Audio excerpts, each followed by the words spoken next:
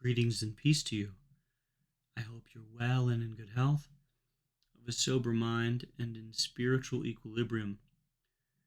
Today we continue reading Interior Freedom by Father Jacques Philippe, Chapter 2, The Present Moment, Part 8, Psychological Time and Interior Time.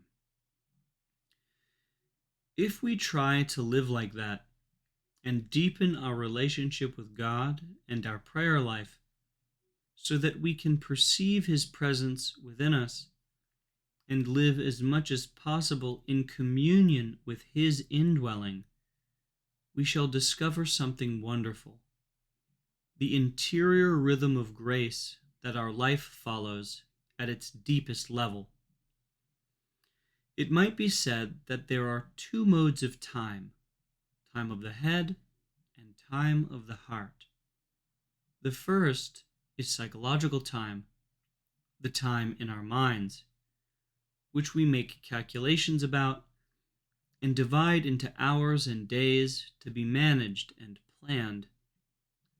This kind of time always goes either too fast or too slowly. But there is another sort of time, experienced at certain moments of happiness or grace, though it always exists. This is God's time, the time of the deep rhythms of grace in our lives. It is composed of a succession of moments harmoniously linked.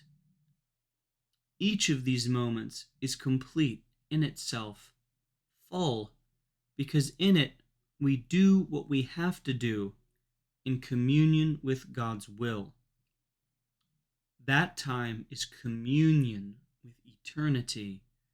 It is a time we receive as a gift. If we always lived in that time, we would have much less opportunity for harm and wrongdoing. The devil slips into time we live badly because we are refusing something or grasping too eagerly at something else. The saints habitually lived in that interior time. To do that required great inner freedom, total detachment from our own plans and programs and inclinations. We must be ready to do in an instant just what we hadn't expected, to live in total self-abandonment with no other concern than doing God's will and being fully available to people and events. We also need to experience in prayer God's presence within us and to listen inwardly to the Holy Spirit so as to follow His suggestions.